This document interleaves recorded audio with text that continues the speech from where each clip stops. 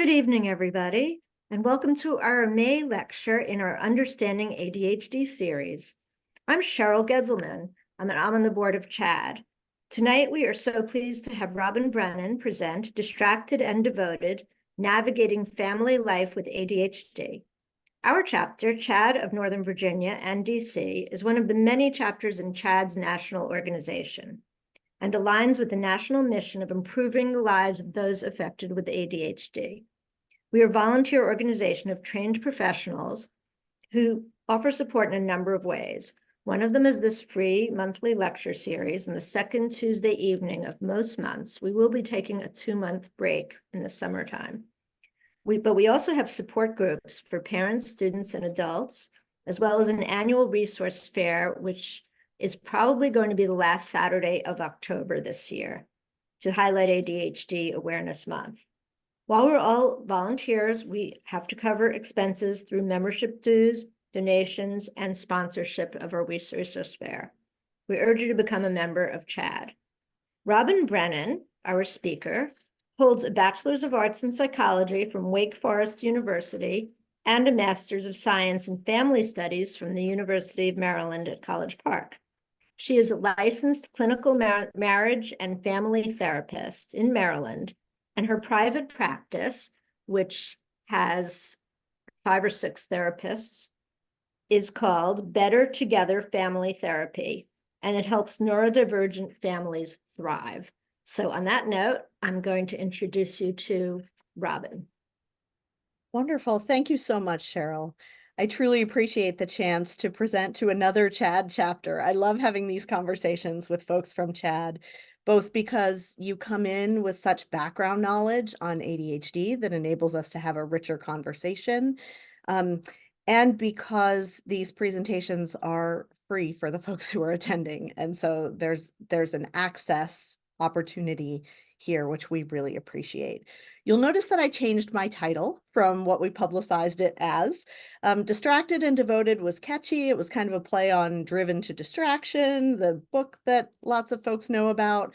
But really what we're talking about is thriving. We're talking about thriving as parents and partners and living family life well with ADHD. So we shifted the title a little bit to reflect that, because we all know that ADHD is so much more than distraction. You've already gotten my credentials, but when we have them up on the screen like this, I like to take a moment and just clarify that this is an educational presentation. We are talking about lots of information and background knowledge that I have through my therapeutic work as well as my studies, but this is not a therapeutic relationship. So what we're doing tonight is not therapy. If you would like to have that level of relationship with our practice, and you can make it to our Kensington office from Northern Virginia or from DC, you are absolutely welcome to do that. I also sometimes will do one-time consults with families just to help folks figure out kind of the order of operations and which services and strategies they'd like to try first. I can do that with families from anywhere. And we do have some really nice news for folks in the DMV, which if you're watching this from outside the DMV, that would be the DC area in general, DC, Maryland, and Virginia. Great news for folks in the DMV. There was just legislation passed in Maryland and Virginia to create licensure portability for marriage and family therapists that are in those 2 states, meaning that in the fall, it will become very easy for clinicians in Maryland to see folks in Virginia and vice versa. So that is coming on the horizon. Those regulations really only matter if you're accessing services through telehealth. So if you can make it to the office in person, it does not matter where you come from to get there. Those services are happening in Maryland. All right, enough with the clarification. Let's talk about a little bit of background terminology that we're going to use from time to time tonight. So we have all, I hope by now, heard the term neurodiversity. You saw on the previous slide that we provide neurodiversity affirming therapy in our practice here in Kensington. So neurodiversity just refers to the fact that there are many different kinds of brains in the world. Neurodivergence or neurodivergent usually refers to folks who have a type of brain that is outside of the expected, Our expectations are getting broader and broader, which is a really wonderful thing. Typically, folks who identify themselves as neurodivergent either have a diagnosis of ADHD, they identify as autistic, they may have a language-based learning difference. There are many, many different ways to identify yourself as neurodivergent. And neurotypes is a way of describing all the different kinds of brains that there are. And we can parse that in many, many different ways. And then I just want to add one fun word here. Neurospicy. This is one that we use a lot because it sounds so much more fun. But neurospicy really is another term for those kinds of brains, like our ADHD brains, that we might describe as neurodivergent, that have a little bit more to them, that are maybe a little more interesting than the brain that we expect folks to have when they show up in a classroom in kindergarten or first grade and try to sit down and read and write and do all those lovely things. The opposite of neurospicy is probably neurobland, so neurospicy is definitely the way to be. Okay, so when we're looking at family life with ADHD, where do we get started? We start with the people that we have in this virtual classroom right now. We start with all of you. You are bringing yourself to your family, and that is the absolute most important thing you can do. Without that, you can't do anything else that we're going to talk about doing tonight. So it starts with you. And the very first thing it needs to start with is your presence. I want us to take a minute and make sure that we get fully present in this conversation, in this presentation, so that you can bring everything that you learned tonight back to your family.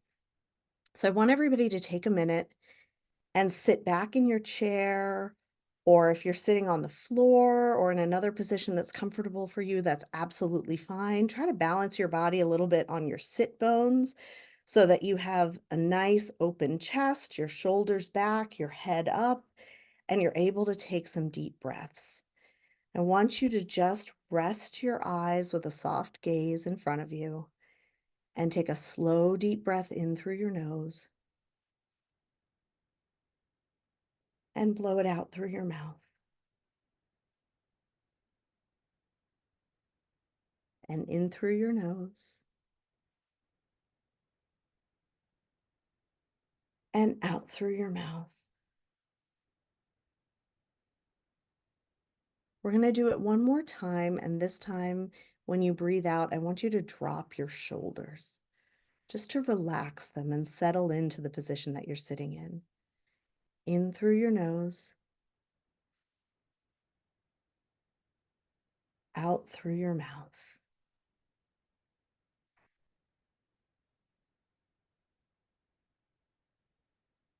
And as you're sitting there in this lovely position, I'd like you to set your intention for tonight.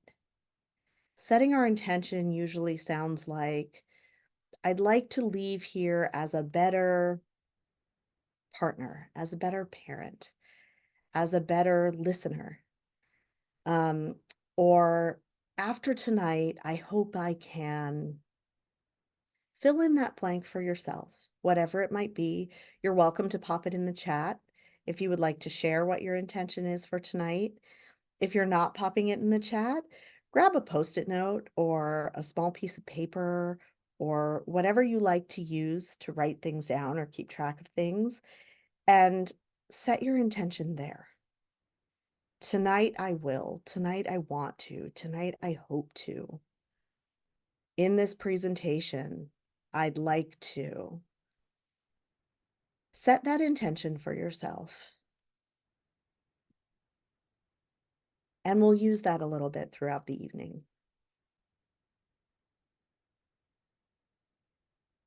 Once you've shown up fully with your presence, the next thing you really need, particularly in family life with ADHD, is self-compassion. Caring for yourself. Knowing that you're doing the best that you can with the information you have, the skills you have, the family you have. So self-compassion is really your second key. And your third key is patience. patience with yourself, and patience with your family members who are also doing the best they can with the skills they have, the knowledge they have, the brain they have.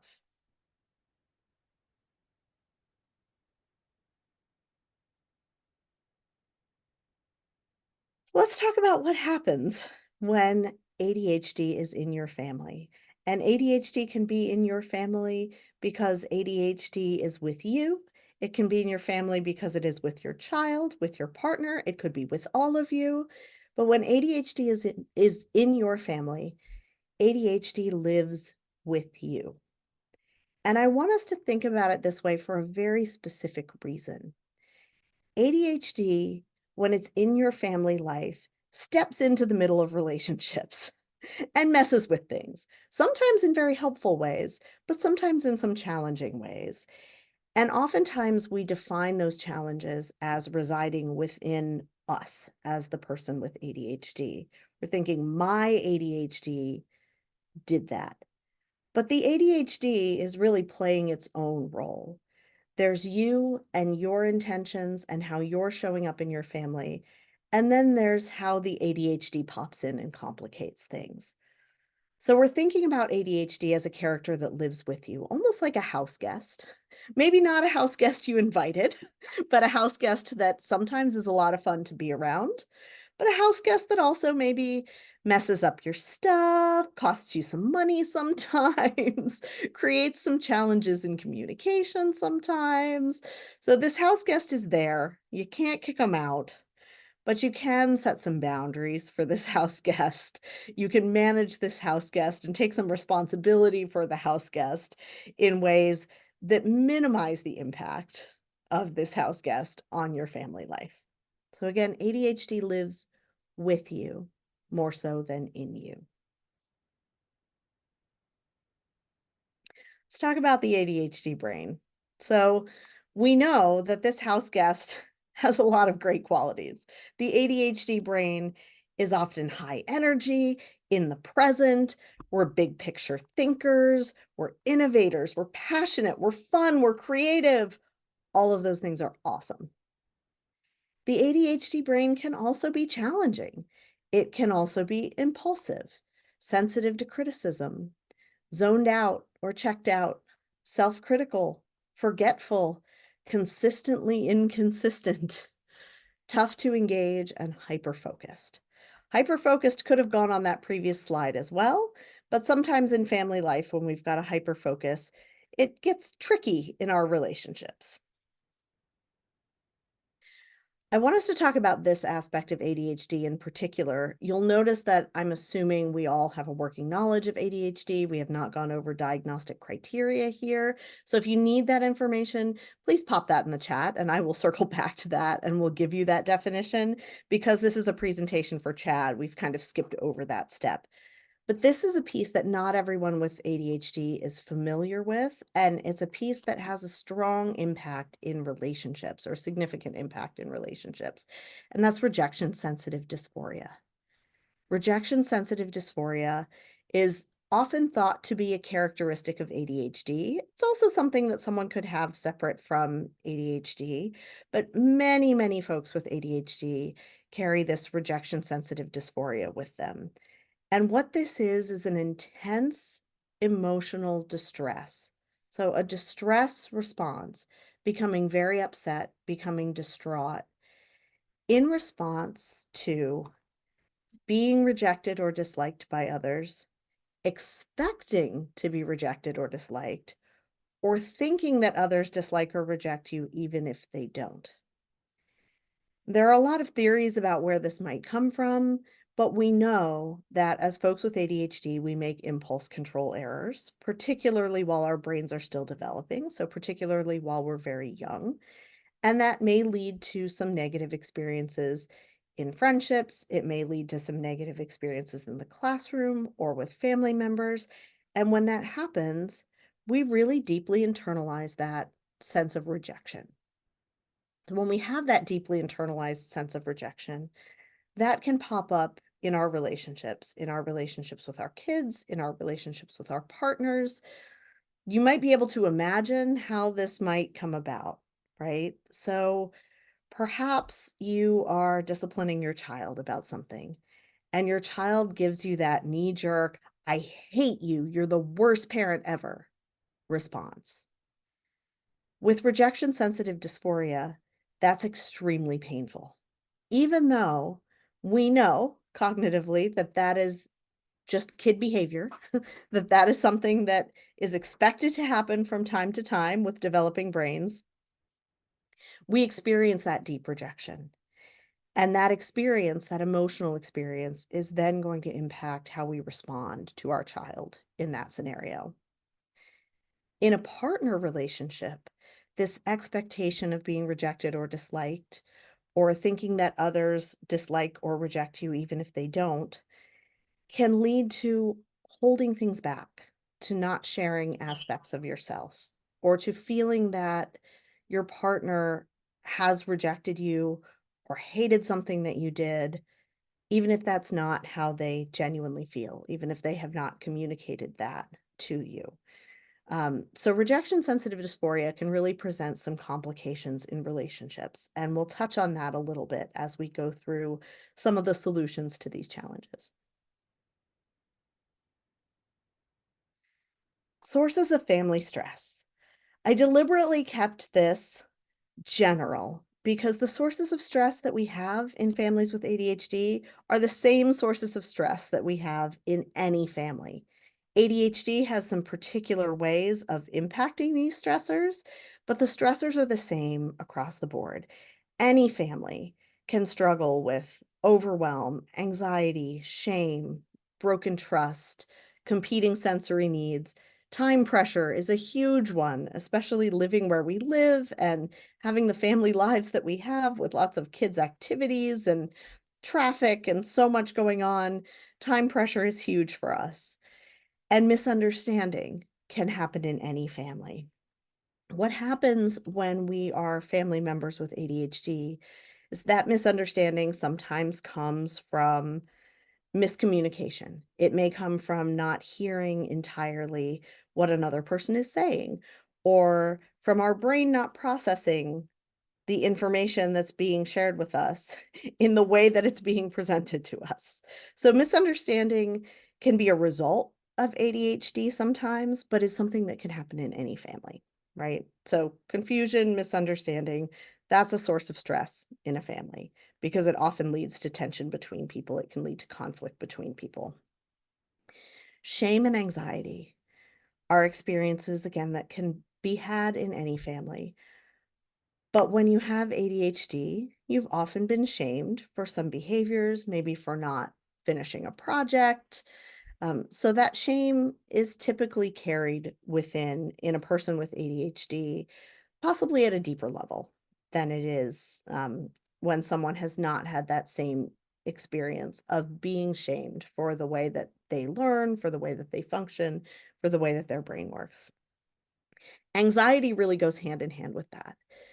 Because if you aren't able to trust that you're going to be able to do the things that you set out to do reliably and consistently, that's that consistently inconsistent piece coming back to haunt us a little bit, then there's a lot of anxiety.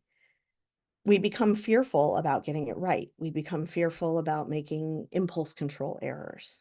So that anxiety becomes a source of stress for us and within the family. Competing sensory needs is probably the one here that is most specific to folks who identify as neurodivergent. We all have competing sensory needs, but those sensory sensitivities or needs for sensory input can be very, very strong in folks who identify as neurodivergent. So folks with ADHD and other similar conditions, which means that we may have situations where one person in the family needs it really loud and one person in the family needs it really quiet. We may have moments where someone's tone of voice or a texture or an activity that works really well for one person is triggering or uncomfortable or difficult for another person. So those competing sensory needs sometimes get in the way of us really being able to connect person to person because our sensory needs are fundamental. We need to have our sensory needs met in order to be regulated, in order to be able to communicate and connect and do all the things that we try to do in relationship.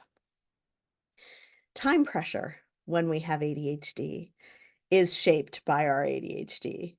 And that's for a couple of reasons. One, it's because as ADHDers, we are great idea generators. We come up with all kinds of amazing creative things to do. We can imagine lots of possibilities, and there's just not enough time for all of those possibilities.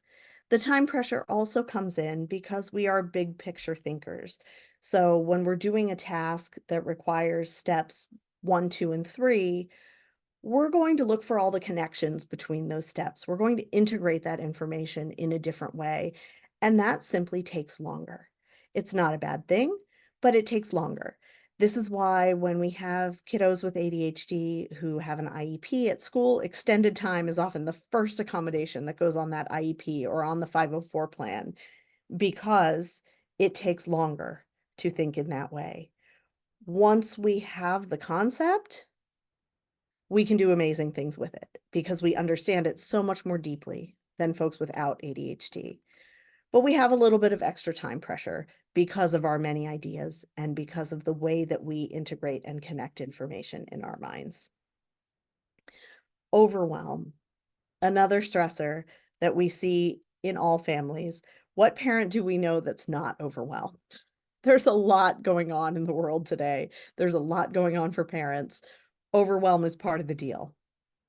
But with ADHD, we can also really become internally overwhelmed, bogged down in all of the connections, the network of information that we've got in our minds.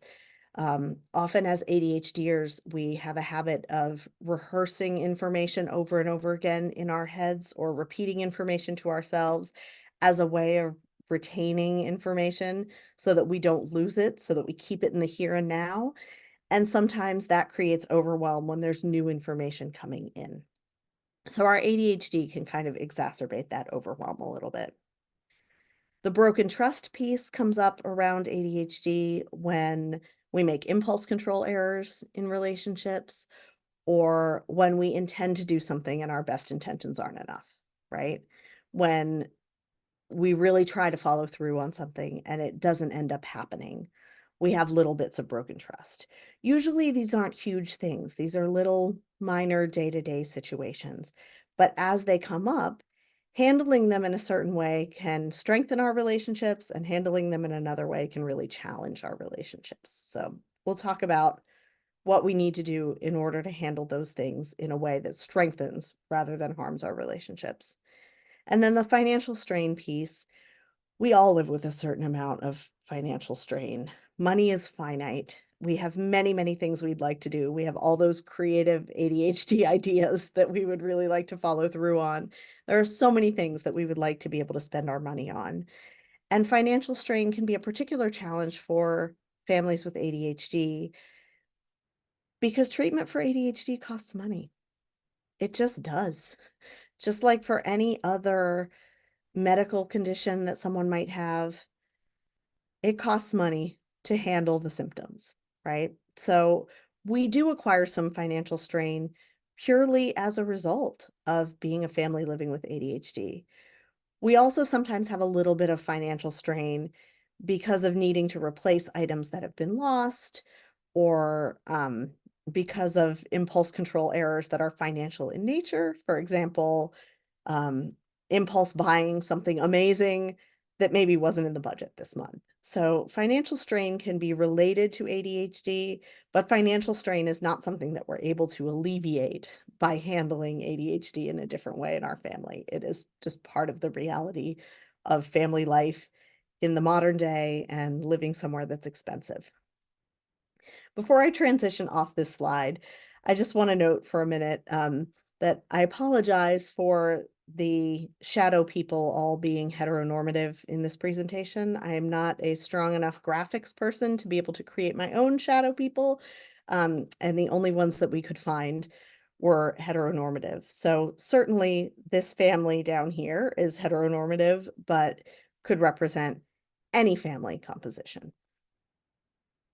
Okay, so we have the storm that we had on the previous slide, which is all of the stressors that impact family life. Here we have our first umbrella. What protects us from the storm? What protects us from all of the stressors? The first three things that really protect us across any family: connection, communication, and shared joy. The more together we feel, the more fun we have together, the more we understand each other's wants and needs and preferences, the better protected we are in the storm. I want you to take that piece of paper or other place that you set your intention a little while ago, and I want you to note on there which one of these you think is a strength for you in particular in your family. Are you really great at connecting? Are you a clear communicator? Do you bring the shared joy to your family system? Often it's the ADHDers that do bring the joy, that are the keepers of fun in the family, the ones that are able to live in the moment and share that with others. Note for yourself what your strength is. And then put a little circle around it or put some hearts by it. Do something to give yourself some love around that strength, because you are bringing the umbrella in the storm to your family. Maybe you have one of these three that is in your intention. Maybe one of these three is something that you'd like to do a little bit better, that you'd like to be a little bit stronger at. But at least one of them is already a strength. And I really want you to give yourself some credit for that.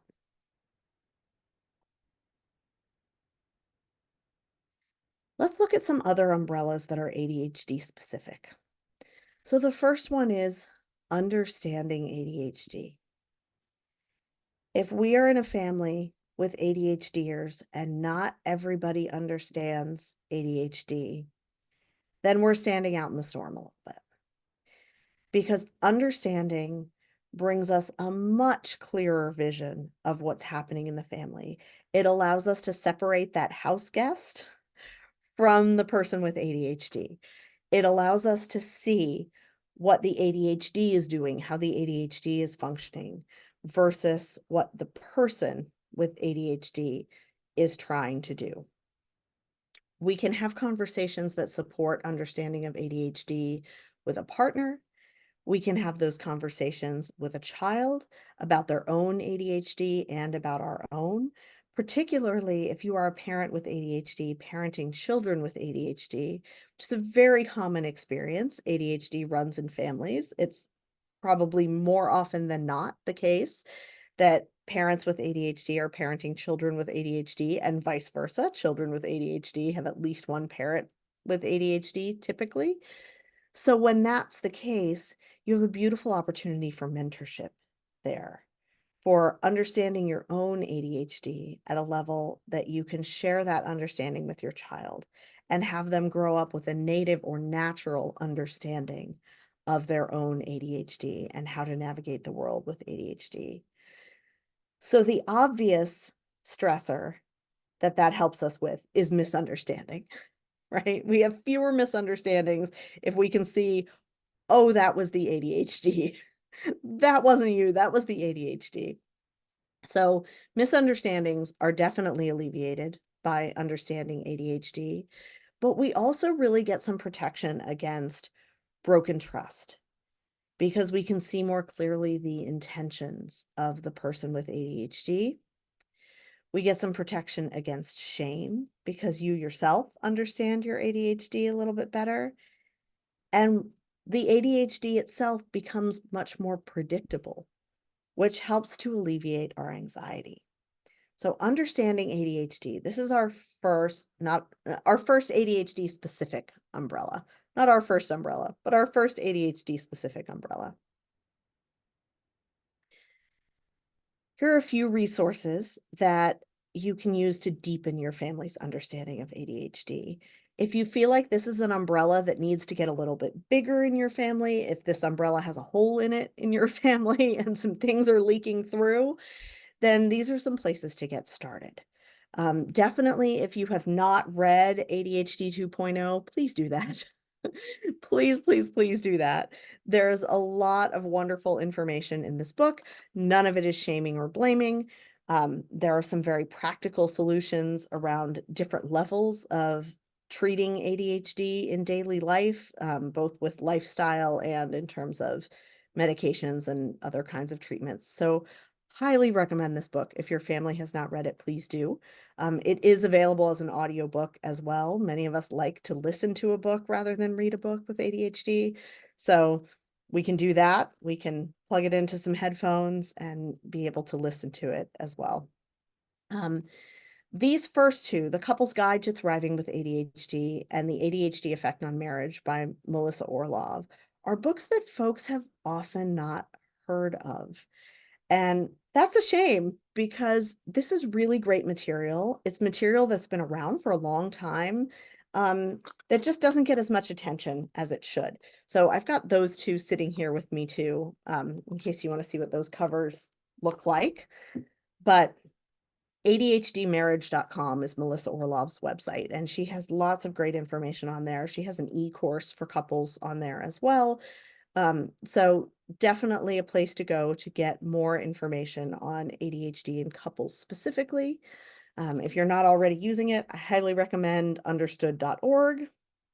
For kids, there are a lot of books in the Kids Book About series. That series is infinite. There are at least 100 books in it, a kid's book about something or other. They touch on a lot of really great topics. There is one that is specific to ADHD. There's another one that's specific to autism. There's also a kid's book about neurodiversity. That's a great place to start in just understanding that we all have different kinds of brains. And then with kids, I also really like Brian Smith's executive function series. I think I have a picture of those on a later slide. They touch on a lot of the stressors that kids with ADHD experience, a lot of the perspectives that kids with ADHD have about their own functioning, and also are very solution focused. So we really enjoy that particular series in our practice as well. Attend, of course, a CHAD event. Here we are at a CHAD event. Attending a CHAT event together is a great way to get your family on the same page about ADHD. Or there's an annual ADHD conference. There are lots of smaller events that happen locally that are ADHD sort of mini conferences or workshops or family get-togethers. So any of those, doing those kinds of activities together as a family can be a really great way to deepen everybody's understanding of ADHD. And then that third piece of getting on the same page, working on your couple relationship, strengthening the clarity of your communication with one another can really help your partner to understand your ADHD. Because we don't want your partner to understand ADHD in general. We don't want them to know the DSM-5 diagnostic criteria for ADHD. We want them to understand your experience of ADHD. So the more clearly you can communicate with one another, the easier it is for your partner to develop their understanding of ADHD through you and with you.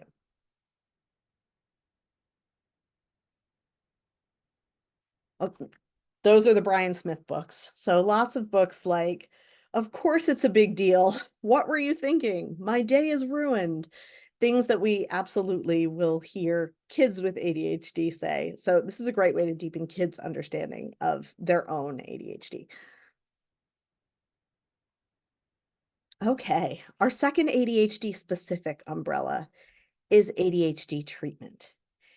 And I'm not going to go into different options for ADHD treatment, different aspects. That's something that you're already investigating as a family, and you're finding the options that are best for you. ADHD treatment can mean certain kinds of exercise. It can mean using mindfulness. It can mean using medications. It can mean attending therapy. Um, Anything that helps you to manage ADHD symptoms so that you feel like they're a little bit more predictable and a little bit more in control for you personally can help support you in the context of this storm that we see on this slide, right? It can support you in dealing with potential anxiety, overwhelm, shame, broken trust, time pressure, misunderstanding, Again, the financial strain is still going to be over there somewhere on the side. We can't cure that with treatment. Um, but all of these factors, the better managed the ADHD is by the person whose ADHD it is. So the house guest is your responsibility, unfortunately. The better managed those symptoms are, the easier it is to handle the storm as a family. So that is an important pillar, and it's one that I can answer some more questions about later if you would like me to go a little bit deeper into that. The third one that we're going to spend the most time on is the ADHD friendly lifestyle. Living your life as a family in a way that works for ADHDers. And I don't mean just you as the ADHDer in your household living your life in a way that is ADHD friendly. I mean the household being set up in a way that is ADHD friendly can alleviate a lot of the stress that comes with ADHD. You'll notice that competing sensory needs is in here as something that we're protecting against with this. That wasn't on any of the other slides. And the reason competing sensory needs is on here is if we're living an ADHD friendly life, we are deliberately seeking out opportunities to meet our own sensory needs, and we are protecting ourselves against sensory sensitivities actively in our environment. We're planning our time in ways that allow for that. We're planning our home environment in ways that allow for that. And so when your sensory needs are met most of the time, you can handle those momentary sensory struggles much better. So ADHD friendly lifestyle really supports with the competing sensory needs in a way that some of the other umbrellas do not. You can also see that broken trust is on here with ADHD friendly lifestyle. When we're able to do things like track information in ways that work for our brains, we're able to organize our household in ways that work for our brains, our follow through gets a lot better because we're doing it in a way that makes sense for us. And so the broken trust goes down when you're living an ADHD friendly lifestyle. This is really where we're going to spend most of our time. So ADHD friendly lifestyle for families. And we're saying for families because this is relevant to every member of the family. This is not just for the ADHDer. This is not just for a parent. This is not just for a partner. This is everybody in the family should know their thrillers, chillers, and fillers.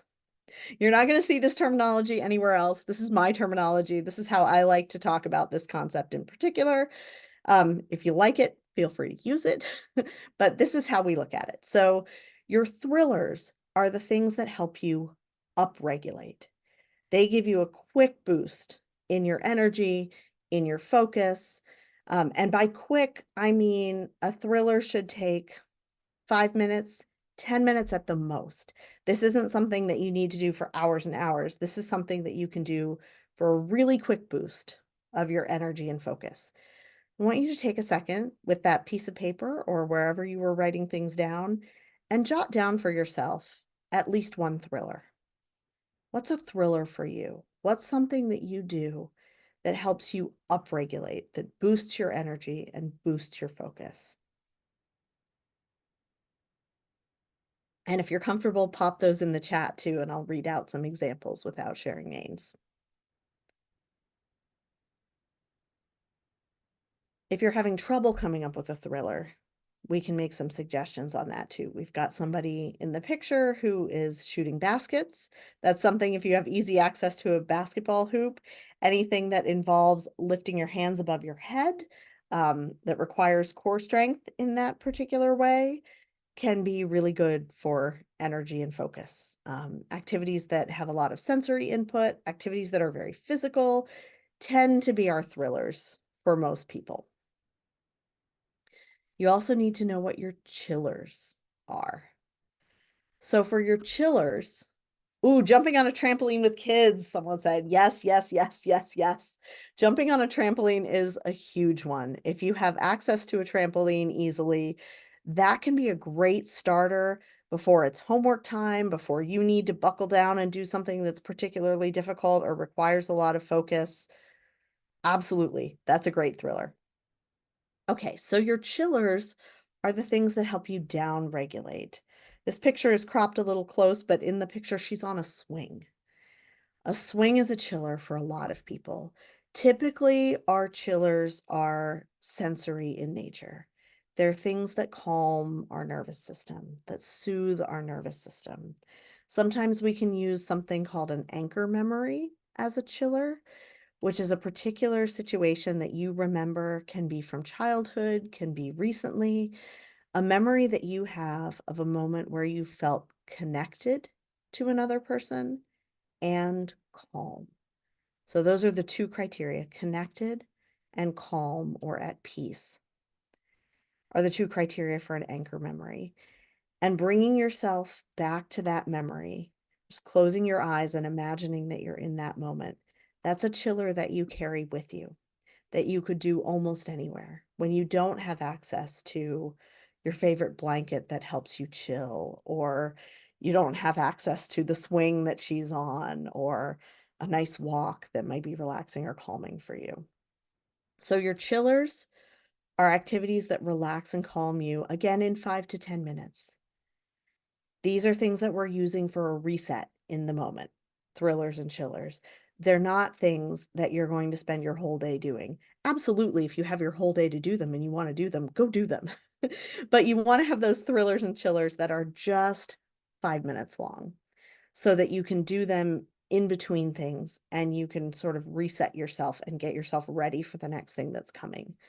Chillers are also really useful when you're feeling very frustrated as a parent, or when you're feeling really upset with your partner.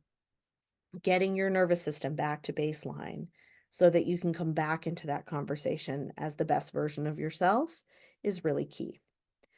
So if you haven't done it already, if you haven't anticipated what I was going to say, go ahead and write down one of your chillers right now. And if anyone would like to pop their particular chiller in the chat, I've got one of mine with me right here. I really love a cup of tea as a chiller.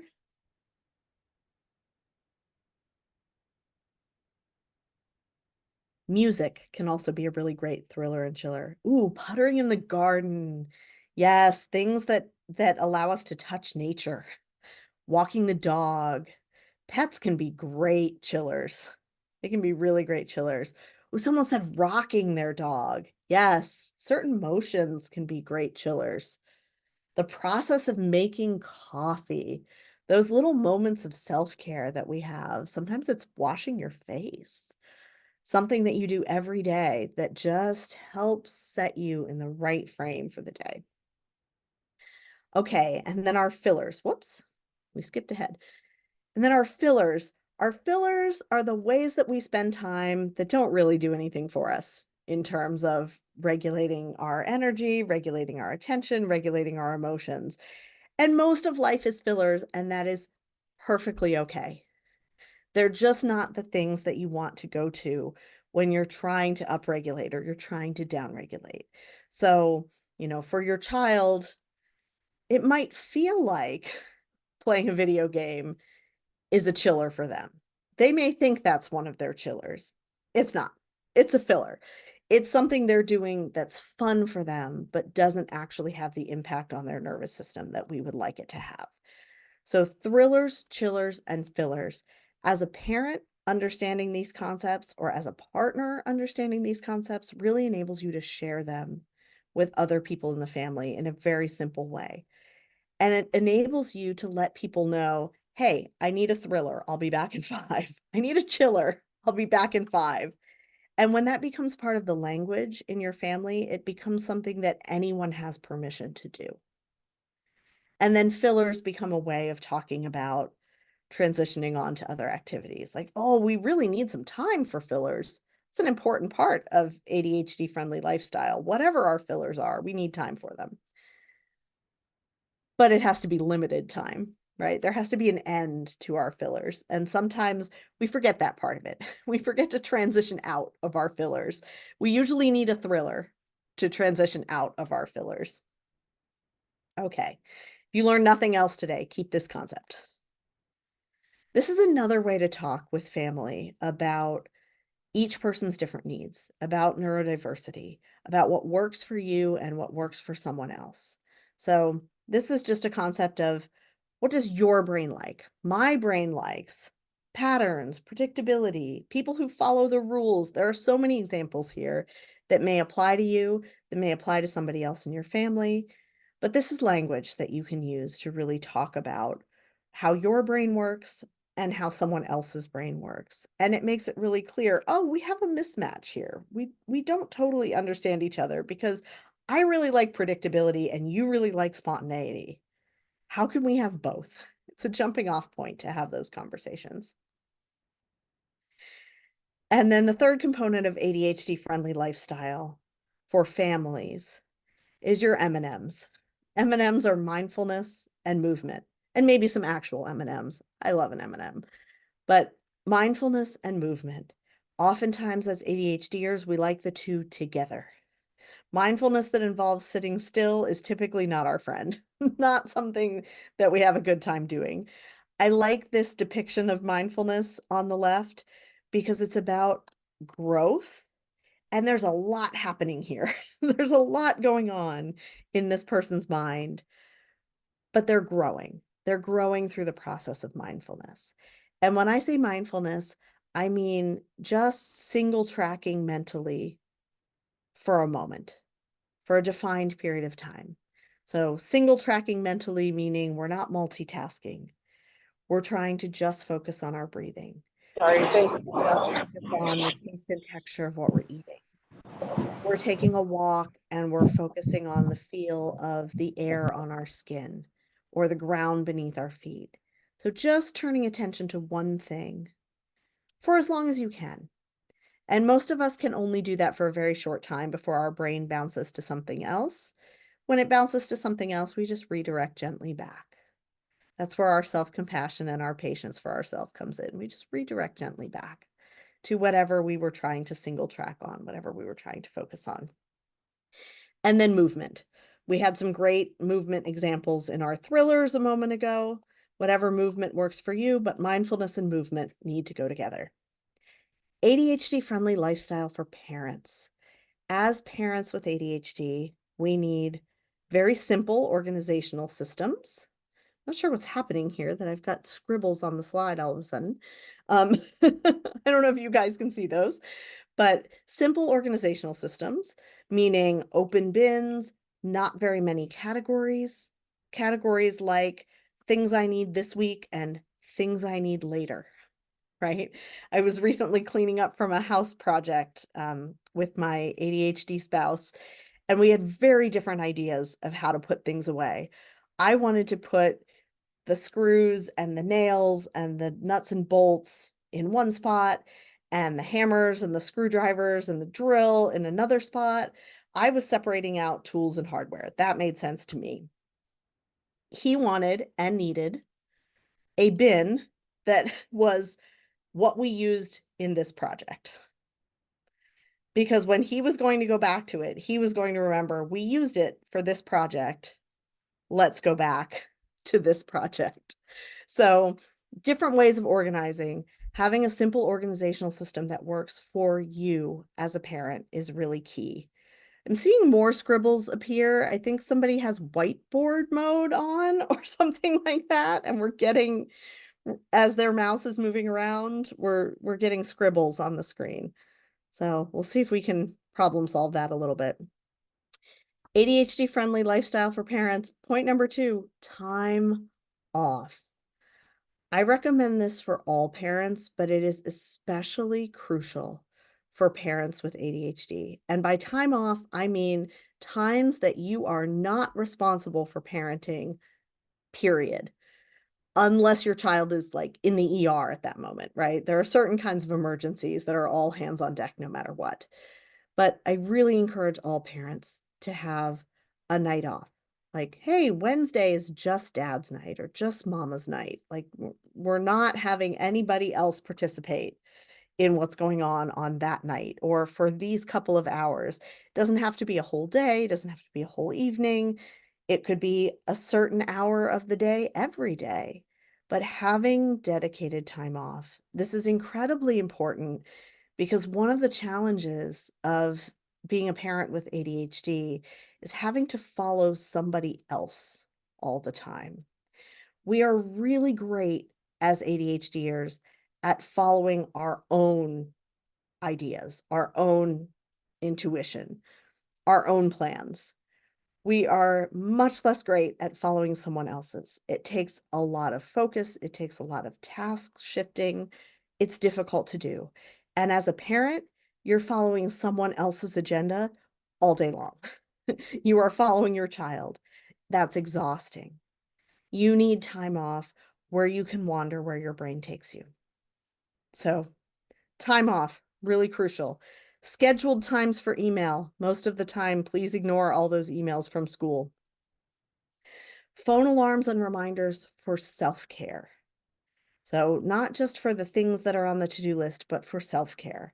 So, reminding you to take a moment of mindfulness, reminding you to use a chiller or use a thriller at particular times of day. We need our phones or our other technology and tools to bring us out of the now and help us be aware of the bigger picture in those moments. So, phone alarms and reminders for self-care, regularly scheduled family meetings to plan and sync up. We need a time that becomes a habit so that we actually do it. So, maybe it's 4 p.m. on Sunday every week. Maybe it's right after work on Monday. Whatever it is in your family, having that consistent time that we always sync up, that we always kind of brain dump all the tasks that are on our minds and figure out what's happening in the coming week, that's really crucial. And then trim the task list. By trim the task list, I mean take all the things that you think you need to get done and cut it at least by 50%. At least. Ideally, as a parent, when you're thinking about what you want to be teaching your child or you want to be modeling for your child, you should have one goal for their development at a time. Maybe you want your child to be a less picky eater, and you want your child to do a better job picking up their things, and you want them to do their homework more consistently. Pick one. And that one is your only focus until it's better. And then when that one's under control, you pick another one, because otherwise we're bouncing from thing to thing to thing, and it leaves us feeling like we're not getting anything done, and it adds a lot of stress. So trim the task list. Have a parking lot where you can put other ideas or thoughts that are for the future that aren't for right now. I'm going to go ahead and skip strategies for task management because I feel like we're a little bit tight on time in terms of having time for Q&A. So these are things that you probably know already. We can go through them if it's a struggle for you in the Q&A. Sources of couple stress. Let's notice that they're exactly the same. All we've done is change the picture to the couple down here. All of these same stressors that impact families in general impact couple relationships. Let's talk about ADHD-friendly lifestyle for couples. Number one, mutual understanding of ADHD. That's that first ADHD umbrella, and we really, really need it. If you have a partner that doesn't understand your ADHD, then you're really going to struggle to communicate around what's happening for you and your experience in the relationship. And it's going to be difficult to hear their experience in the relationship. It's going to activate some of that rejection sensitive dysphoria. Oftentimes, what we see in couples where one partner has ADHD and the other one doesn't, or one partner is a little more impacted than the other by their ADHD, we see a pattern of behavior that sort of mimics a parent-child relationship where the ADHD partner starts being told what to do. They're on the receiving end of a lot of criticism. There's a lot of disapproval happening. There's nagging. There's a lot of anger and frustration from the other partner. There's maybe a lot of correction happening. Um, the other partner, the non-ADHD partner or the less impacted partner, becomes a little bit controlling in that scenario. And the reason that's happening is that we have this unpredictability that comes with ADHD. The struggles with follow through create this sense of not being able to rely on someone. And if we have mutual understanding of ADHD, then we can make it clear what we can depend on and what we cannot. And if we have enough to depend on, This is Melissa Orlov's language. She says, reliable enough says, I love you. Reliable enough. So being able to understand and focus on the reliability that we have can really counteract that dynamic of getting into kind of a parent-child relationship or getting into a controlling and controlled sort of relationship. Second pillar there is our second umbrella, ADHD partner actively managing symptoms. That is an important piece. We can't just say, well, it's the ADHD, it's got to be exactly how it is. We've got to be willing to address those symptoms and have strategies and come up with ways to create that crucial amount of reliability. Built-in time for self-regulation. This goes back to that time off for parents, right? Built-in time for your thrillers and chillers and built-in time for your fillers. You need it. As a person, as a human, you need it. Regularly scheduled time together. And I say regularly scheduled because we want it to be a habit. Otherwise, we're both going to be in the now with other things that we're doing, and it's not going to happen. We will accidentally procrastinate on the thing that is actually the most important to us, which is our couple relationship, nurturing our connection, nurturing our relationship. So regularly scheduled time together, prioritizing connection over tasks. It's the end of the day. You've got 15 minutes left and there's dishes in the sink. Being together is more important than getting the dishes done. Maybe you find a playful way to get the dishes done together so that you get some connection and you get the dishes done. But connection comes first. The relationship is priority number one, ahead of anything that needs to get done in the house. Anything else can be outsourced, but your connection cannot be outsourced. And then these two concepts on the bottom, power sharing, which comes from Melissa Orlov's work. We'll talk about that on the next slide. And then relationship repair, which is crucial not just for couples, but for parent-child relationships. Power sharing counters that parent-child dynamic that comes up in ADHD marriages, ADHD intimate relationships. So the rules of power sharing are here on this slide. They're very difficult for a lot of couples to handle. Sometimes in couple relationships, we try to do everything together. We try to get involved in what our partner is doing in terms of tasks around the house or their projects. We have advice for each other. We have ideas for each other. With ADHD in the mix, this really feeds that idea of a parent-child dynamic. So in order to pull that apart a little bit and be able to handle different tasks in the house without being over involved with each other, without leaving the ADHD partner feeling criticized or micromanaged in some way. These are the 6 rules that Melissa recommends. The person doing the action is in charge. The person who owns the body or property is in charge.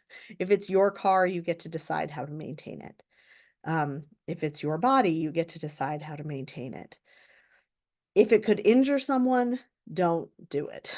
So there are certain behaviors that are just off limits in the power sharing dynamic. If you don't care a lot and your partner does care a lot, cede ground. This is a really hard one to do. But if something is really, really important to your partner, in service of the relationship, you do it their way or you let them do it their way. If you both care a lot, take turns so that somebody isn't always winning. And, you can find a fun way to do that. You can gamify that, or you can keep track. Like, okay, who was the tiebreaker last time? All right, you're the tiebreaker this time. And then put people ahead of stuff. And this is the same as connection ahead of tasks. People ahead of stuff. The relationship comes first. Relationship repair. This term comes from John and Julie Gottman. We're not really talking about the rest of Gottman's work in here, but I love this term because it makes it extremely clear that what you're doing after you make a mistake is about the relationship. It's not about resolving the argument that you had before. It's not about correcting something that's going on in your day-to-day life. It is just about repairing the relationship. So relationship repair is the action you take after a mistake. And we're going to make mistakes. All of us are going to make mistakes. There are going to be impulse control errors. There are going to be times we drop the ball on things. So having a repair strategy is oftentimes the first thing that I will teach to a family. Because mistakes are going to happen no matter how good you get at this, no matter how big your umbrellas are in your family. There are going to be mistakes. There are going to be needs for relationship repair. The goal of a relationship repair is to reestablish connection. So it's after there has been a rupture in the relationship, meaning somebody has hurt somebody else, or there's been conflict and frustration. You both stormed out of the room. Um, you yelled at your child when you didn't mean to. So the goal is to reestablish the connection, not to solve a problem, just to reestablish the connection. So you choose a time to talk when both are calmer, face each other and remove distractions, touch if possible. So with your child, that might be a hand on the shoulder or a hand on their back, if they're feeling open enough to you to welcome that in the moment. With a romantic partner, that might be putting your knee against their knee. It might be holding hands, whatever is comfortable in that moment. Take responsibility. So just, I'm sorry that whatever it is that you did, I really shouldn't have. And then listen. Once you've said the I'm sorry, it's then hearing the other person's experience and taking responsibility as needed. This is where we touch Gottman a little bit more. We're avoiding Gottman's 4 horsemen of the apocalypse, which are 4 relationship behaviors that predict the end of a relationship. And those 4 are criticism, defensiveness, contempt, and stonewalling. We can get further into that in the Q&A if you would like to. But as the listener in this situation, you're trying to avoid critiquing the other person's experience. You're trying to avoid that knee-jerk defensive response. Maybe after you've said, I'm sorry, I shouldn't have, the other person says back to you, yeah, you really shouldn't have. And you're going to feel defensive about that. Even if you know you shouldn't have, you're going to want to protect your ego a little bit in that moment. And so watching out for that defensiveness, watching out for contempt, which is looking at the other person with disgust, and watching out for a tendency to stonewall, which is shutting them out, shutting down, stopping listening. Whoop, we went the wrong direction. If you're making the same repair over and over again, you need better glue. And better glue means developing a skill or a habit or a practice or changing something about your ADHD friendly lifestyle that enables you to be a little bit more reliable in doing the thing that you intended to do, right? So if you've made a mistake, you've made an effort to not make it again, but it's still happening again and still happening again, then it's time to figure out what's missing from the equation. What skills don't you have, or what strategies do you need in order to avoid making that mistake again in the future? Or is not making that same mistake again something you can actually promise? Is that part of the reliable enough? Or is that part of the consistently inconsistent that we might need to accept and have patience with?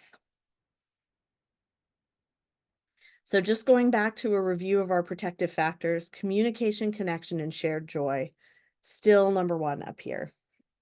And then we have our 3 ADHD specific ones: understanding ADHD, ADHD treatment, and ADHD friendly lifestyle.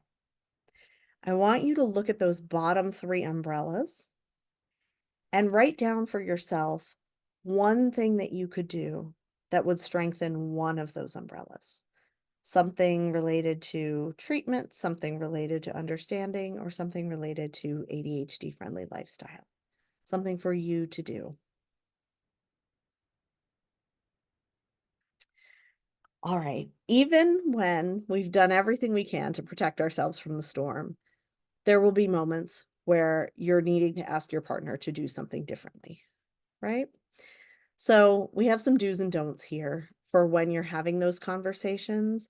The most critical ones when you're working with a partner with ADHD or with your own ADHD is to just hang on to the idea of only tackling one thing at a time.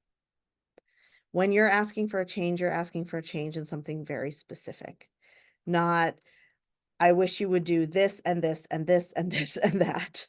Or you're not recounting all the times that it has gone wrong in the past. You're staying future focused and you're really attending to the one thing that you're asking for in that moment. There's always an opportunity in the future to ask for more things.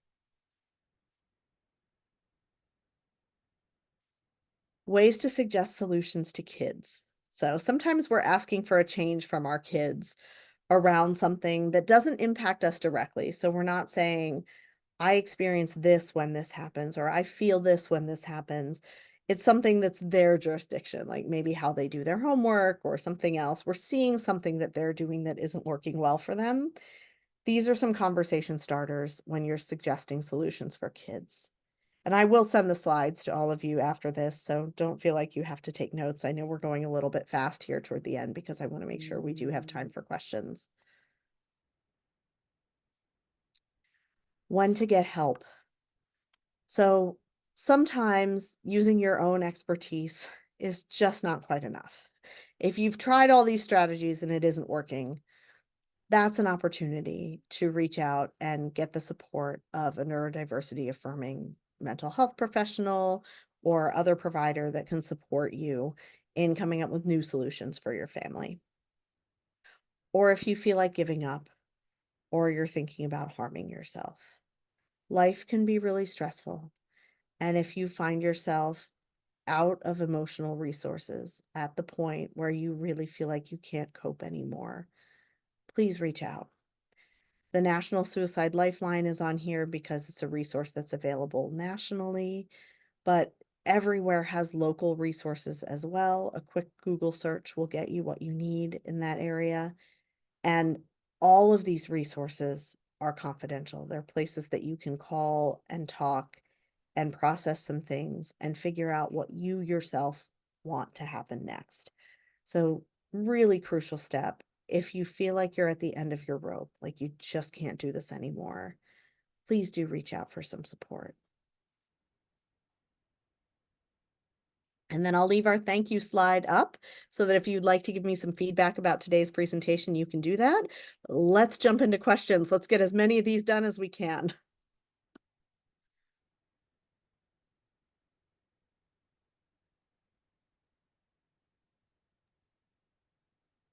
All right. I see one in the chat here. Yeah, there was a question. What if the other person will never say sorry and always thinks that they are right? That can be a tricky one. This is where some mutual understanding of what you want in your relationship is really crucial. So going back to, what model of relationships do we want to follow here? Do we want to read the Melissa Orlov stuff? Is there something else? That we can get on the same page about, but having something, a book or a podcast or something that you can listen to together so that you have some common ground in the way that you're looking at relationships can be really helpful there. Um, Oftentimes when someone has a hard time saying that they're sorry, they're feeling very defensive because they're feeling a lot of shame. So oftentimes that's a sign that somebody is struggling to feel okay with themselves, struggling to give themselves compassion. Compassion for the other person is really key in that scenario. And also communicating really clearly and asking for what you want. So, whether they're right or wrong is not the point. What you need from them is to reconnect after that error, right? So being able to say to them, I really felt hurt when this happened. I would like to feel like I can trust you again. And in order to trust you again, I need blah, blah, blah, blah, blah. Right? It's about your experience and what you're looking for from them, more so about whether they did something wrong or not. And oftentimes, when folks hear it in that way, they're able to recognize that they're doing something for their partner by responding kindly versus feeling like they're doing something that shows they were wrong. And so just making it about you and about what you want or hope for from them can go a really long way in motivating somebody. Other questions? I know we have to have more questions than that.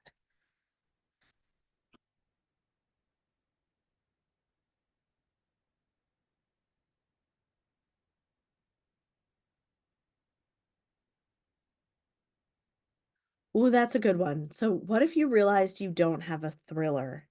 How do you figure out what works? The quick answer to that is trial and error. So finding things that you can try, right? Not things that are guaranteed to work, but just things that you can try. Different kinds of physical activity. If there's truly nothing that brings about focus for you, that might be a little bit more of a treatment issue. Do you need something different in terms of diet and exercise? Do you need something different in terms of medication? Might there be a little bit of depression there? Those are possibilities if you're feeling like absolutely nothing works no matter what you try. If you haven't found your thriller yet, though, it's just, let me go out and do something I've never done and see what that does for me. The other piece that can come up if you don't know what your thrillers or your chillers are, it might mean that you haven't tuned into yourself very clearly, that you're not feeling what's happening inside your body. And that can happen because you've experienced trauma and you've separated yourself from that experience for protection, in which case it needs to be worked through therapeutically. But if that's not the case, if it's not trauma related, it may just be that you need to train yourself to live a little bit more in your body than in your head. And that can be about trying mindfulness strategies, and other strategies that can bring you back into your body and back in tune with yourself in that way. Let's see. More questions. How do you approach breaking things down in steps as a parent and for a kid and their day, homework, multi-step task? That is a great question. I'm wondering if there's an aspect to that that is also about the parent's ADHD in that moment. So how do you do that if it's a struggle to do that for you? um, Tends to be the question that we get around that. So breaking things down into steps, I would be careful about the tendency to try to do it for them and more create like a series of boxes on a piece of paper and say, okay, what are all the things that you need to do? Or maybe you do it on Post-it notes, so it's a little more rearrangeable. What are all the things that need to happen to get this task done? Okay, I need to get the supplies. I need to do problem 1. I need to do problem 5. I need to do problem 2, because that's the way our ADHD brains work, right? I need to do problem 7. They're not going to be in order. And then once you have the things on the Post-it notes, you can rearrange them. What order are we going to put them in? That's breaking down a homework assignment. Breaking down the day, I really like to daisy chain tasks together as much as you can. So this may sound really silly, but we're going to brush our teeth and we're going to carry our toothbrush to the table and put it next to our cereal bowl. We're connecting brushing our teeth to next eating breakfast. And then once we eat breakfast, we're going to take our spoon and we're going to move it to the next place. But doing something that sort of physically connects the tasks together like that can be really helpful. And then once you've rehearsed and rehearsed and rehearsed with daily routine like that, it should hit the point of getting more automatic. There should be some things that get automatic while you're still working on others. Let me know in the chat if I haven't answered that in a way that was helpful for you. Oh, tips if you need novelty and you have to do boring things the same every single day. Definitely family life in general requires some boring things every single day, things like laundry and dishes and things like that. Making them multi-sensory can be really helpful. Adding a playlist to certain things that, you only get to listen to that playlist while you're doing that task, or it's a playlist that energizes you for that task or makes you laugh a little bit.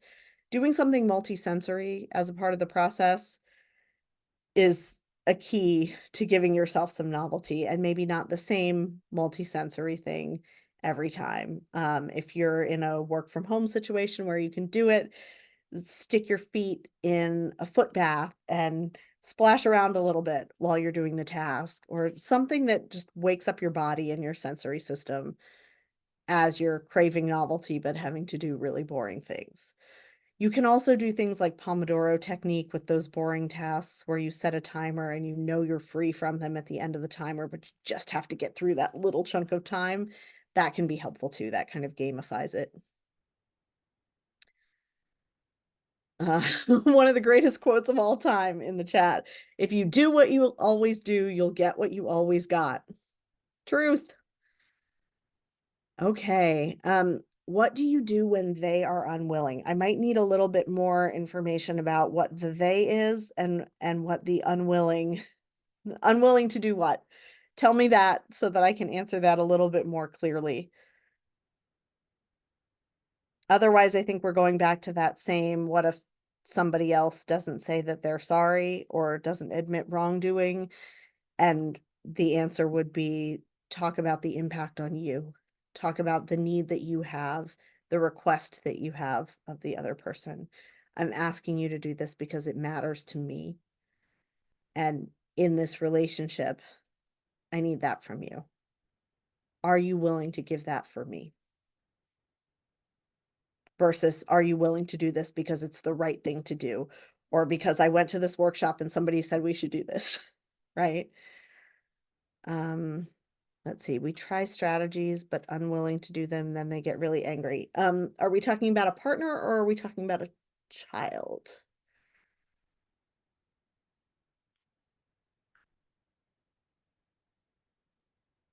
Okay, so this is a parenting question.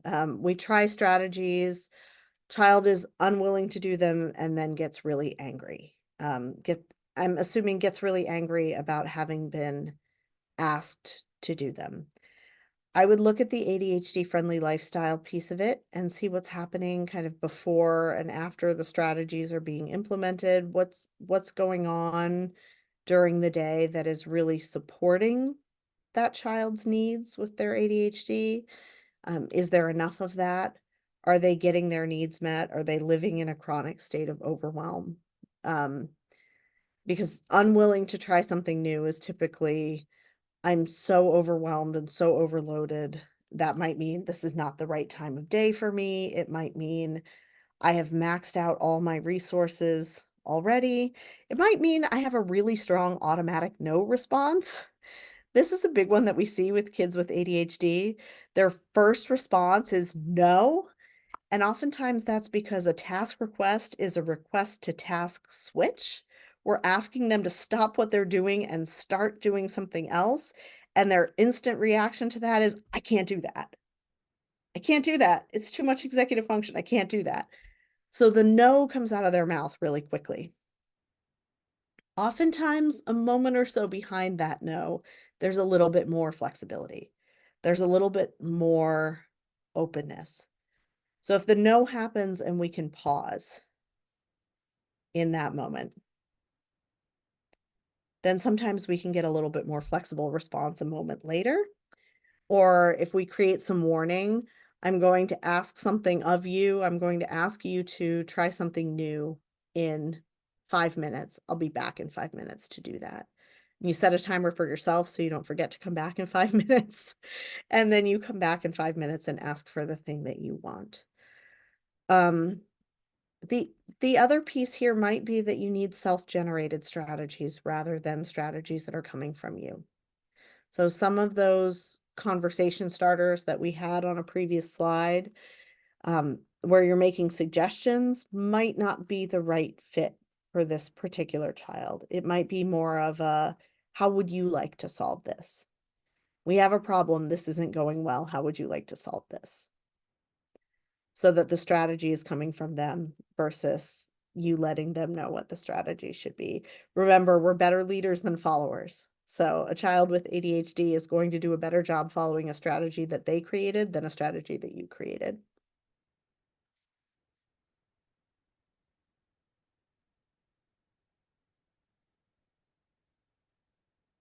More questions?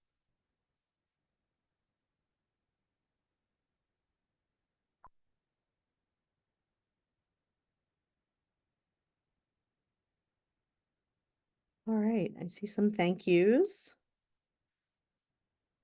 If you know what your takeaway is, something that you'd like to do differently from today, go ahead and put that in the chat, or if you're not comfortable putting it in the chat, you can write it down for yourself.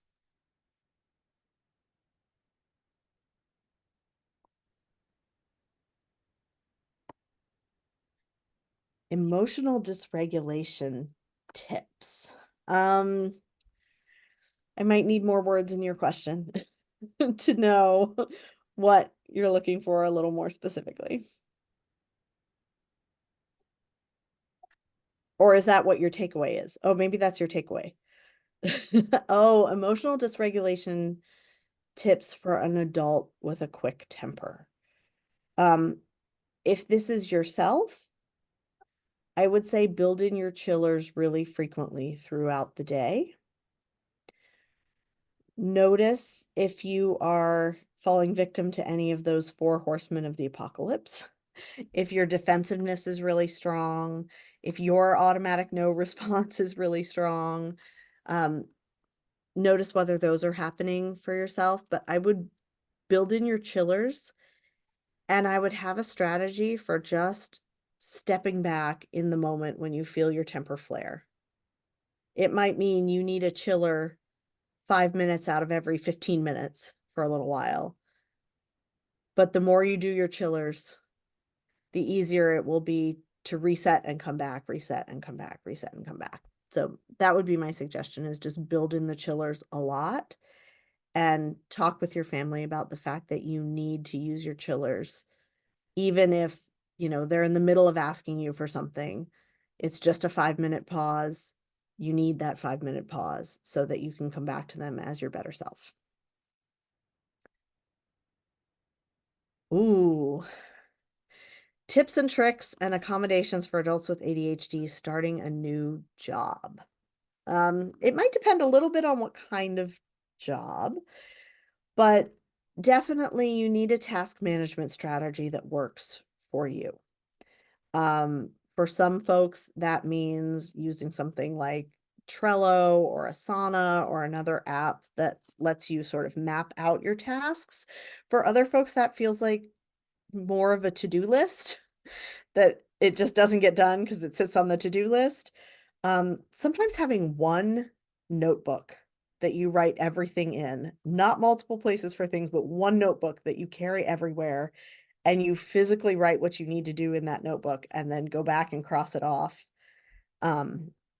as things get done, that can be really helpful. That's sort of like the Marie Kondo strategy of having one file folder for things that you need in the near future. No categories in it, just one file folder. It's a lot less searching and sorting when you're trying to keep information together if you've got everything you've been doing in one notebook. So that's a suggestion that works a lot for folks with ADHD. Reasonable accommodations, asking HR for reasonable accommodations is an okay thing. And that might mean a workspace with fewer distractions. So maybe you don't want to be seated right next to the water cooler where folks are coming by and talking to you all the time. So space to minimize distractions, maybe permission to wear headphones, timers, things like Pomodoro technique to get things done 20 minutes at a time, having that parking lot for ideas that you're not using in the moment. So that can be in that notebook. It can be that same notebook where you've just got ideas that you never circle back to, or you don't circle back to for a long time. Or it could be a separate spot where you just write down all your cool ideas for things you want to do in the future, and you leave them there until you feel like you have a chunk of time to touch them. Does that answer your question? Do you have other, do you have past experiences with particular kinds of struggles that maybe I can give you a strategy that works for that? Okay. So it looks like that was possibly helpful. Any other questions? pick my brain. You're completely welcome to. Oh, it says one new message. Let's see what we've got. Oh, okay. Just someone saying thank you so much. Thank you so much.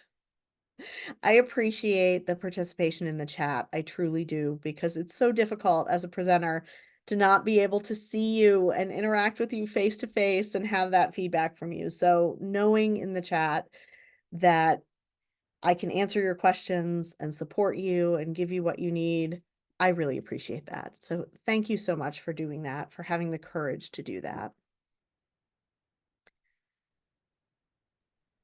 Hello, everybody. This is Cheryl again from CHAD. Thank you so much, Robin. That was such a tremendous amount of information, and you were so great with the questions too. We really appreciate you having you.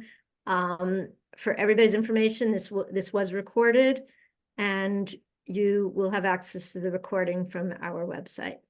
Thank you very much, and good night.